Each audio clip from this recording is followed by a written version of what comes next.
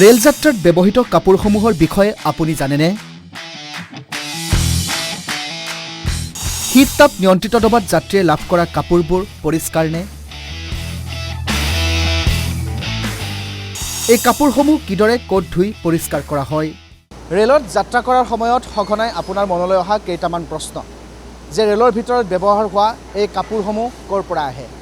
ৰেলৰ ভিতৰত আপোনালোকে ব্যৱহাৰ কৰা এই কাপোৰসমূহ কিমান পৰিষ্কাৰ? বা যাত্ৰীয়ে লাভ কৰা এই কাপোৰসমূহ পৰিষ্কাৰ পৰিচ্ছন্নতাৰে ধোৱা হয় নে নহয়? এই সকলো প্ৰশ্নৰ উত্তৰ আমাৰ আজিৰ এই প্ৰতিবেদনত। দূৰণিবতীয়া যাত্ৰাপথত সাধাৰণ কিংবা মধ্যবিত্ত লোকৰ প্ৰথম পচন্দই হৈছে ৰেল যাত্ৰা। ৰেলত শীততাপ নিয়ন্ত্ৰিত ডবাত যাত্ৰা কৰাৰ অভিজ্ঞতা হয়তো আপোনাৰো নিশ্চয় আছে। এই যাত্ৰাকালত যাত্ৰীক যোগান ধৰা হয় কম্বল, গাৰু, বিচনা চাদৰ ইত্যাদি। পিছে সেই কাপোৰসমূহ কিমান দূৰ পৰিষ্কাৰ? ইয়াক লৈ যাত্ৰীসকলৰ মাজত সততে সৃষ্টি হয় বিভিন্ন প্ৰশ্নৰ। তেনেস্থলত আজি আমি এই প্ৰতিবেদনেৰে দেখুৱাম উত্তৰ পূৰ্বাঞ্চল তথা উত্তৰ পূব সীমান্ত ৰেলৱেৰ একমাত্ৰ লণ্ড্ৰী কেয়াৰ চেণ্টাৰটো। এইটো হৈছে মহানগৰীৰ বামুণী মৈদামত থকা উত্তৰ পূবৰ একমাত্ৰ লণ্ড্ৰী চেণ্টাৰ, য'ত এইসমূহ বৃহৎ বৃহৎ ৱাশ্বিং মেচিনেৰে নিতৌ ৩২,০০০ কাপোৰ একেলগে ধোৱা আৰু শুকোৱা হয়। অট'মেটিক টাৰ্নেল মেচিন, ড্ৰাইং মেচিনকে ধৰি লণ্ড্ৰী কেয়াৰ চেণ্টাৰটোত আছে কেইবাটাও এনে বৃহৎ আকাৰৰ মেচিন। চাওক কিদৰে এই বৃহৎ আকাৰৰ মেচিনসমূহত কাপোৰসমূহ স্বয়ংক্ৰিয়ভাৱে ধুই শুকাই বাহিৰলৈ ওলাই আহিছে। এবাৰ যাত্ৰীয়ে ব্যৱহাৰ কৰা কাপোৰসমূহ পৰিষ্কাৰ কৰি পুনৰ কিদৰে ব্যৱহাৰ কৰা হয়, এই সন্দৰ্ভত কি কয় ৰেলৱেৰ জ্যেষ্ঠ অভিযন্তা তথা লণ্ড্ৰী কেয়াৰ চেণ্টাৰটোৰ মুৰব্বী নিপন কলিতাই। অসমৰ গুৱাহাটী মহানগৰীৰ বামুণী মৈদামত থকা এই যিটো লণ্ড্ৰী, সেই লণ্ড্ৰীটোৰ কথা আমি ইতিমধ্যে আপোনালোকক উল্লেখ কৰিছোঁ। কিন্তু ইয়াৰ যিটো গোটেই প্ৰক্ৰিয়া, সেই প্ৰক্ৰিয়াটো কেনেধৰণে চলে তাৰ কথা জানিবৰ বাবে আমি সবিশেষ জানিবৰ বাবে এই মুহূৰ্তত আমাৰ সৈতে ইয়াৰ যিগৰাকী দায়িত্বত থকা ব্যক্তি নিপন কলিতা ডাঙৰীয়া আমাৰ সৈতে উপস্থিত আছে। আমি তেওঁৰ পৰা গোটেই বিষয়টো অকণমান জানিবলৈ চেষ্টা কৰিম। উত্তৰ পূবৰ ভিতৰত থকা এইটো লণ্ড্ৰী, প্ৰথমটো লণ্ড্ৰী অসমৰ গুৱাহাটী মহানগৰীৰ বামুণী মৈদামত আছে। গতিকে কেনেধৰণে ইয়াত গোটেই প্ৰক্ৰিয়াখিনি সম্পন্ন হয় অকণমান আপোনাৰ পৰা জানিব চেষ্টা কৰিম। তাৰমানে এইটো হ'ল মেইনলি টানেল মেচিন, তাৰমানে টানেল ৱাছাৰত 13 চেম্বাৰ থাকে। তাতে কনভেয়াৰ বেল্টত আমি 60 to 65 কেজিকৈ দিওঁ। যোৱাৰ পিছত 13 চেম্বাৰৰ পৰা আহি প্ৰেছিং হ'ব। প্ৰেছিং হৈ আমাৰ ছাটেল কনভেয়াৰ আছে, ছাটেল কনভেয়াৰে নিজে নিজে আহিব। তাৰপিছত ড্ৰায়াৰ হৈ বাহিৰত ওলাব। তাৰমানে প্ৰতিবাৰে প্ৰথম যিটো আমাৰ হেৰি হ'ব এইটো 45 মিনিট চাইকেল বুলি কয়। তাৰপিছৰ পৰা এভৰি 3 মিনিটছত কণ্টিনিউৱাছলি 60 কেজি বা 65 কেজি অট'মেটিকেলি ওলাই থাকিব।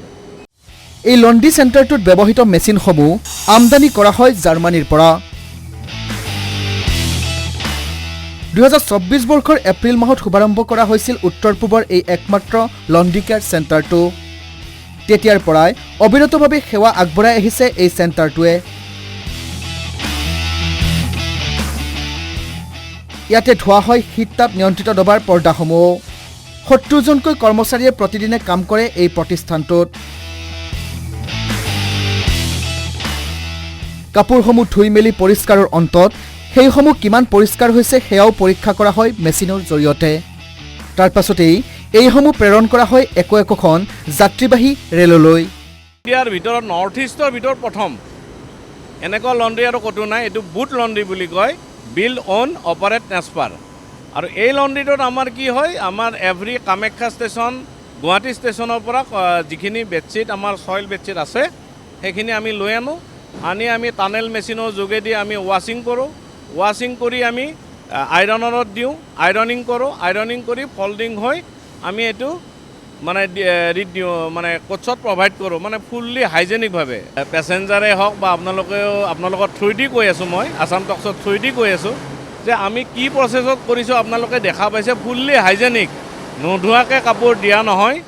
প্ৰয়োজন হ'লে তাক আমি হেভি ষ্টেণ্ড যিবিলাক আছে আমি টোটেল মানে দাগি মানে গুচাই দিম, গুচাই দিহে আমি প্ৰভাইড কৰিম। গতিকে ফুল্লি হাইজেনিক পাব, কোনো চিন্তা কৰিব নালাগে যে আমি ৱাছ নকৰাকৈ আমি নিদিওঁ। আৰু ব্লেংকেটবিলাক যিবিলাক পেচেঞ্জাৰে ভাবে ব্লেংকেটবিলাক ৱাছ নহয়, কিন্তু এভৰি 15 days ইণ্টাৰভেলত ব্লেংকেটবিলাক ৱাশ্বিং হ'ব। ৱাশ্বিং হৈ আমি প্ৰভাইড কৰোঁ তাৰমানে। আৰু এনেদৰে শীততাপ নিয়ন্ত্ৰিত ডবালৈ যোগান ধৰা হয় এইসমূহ কাপোৰ।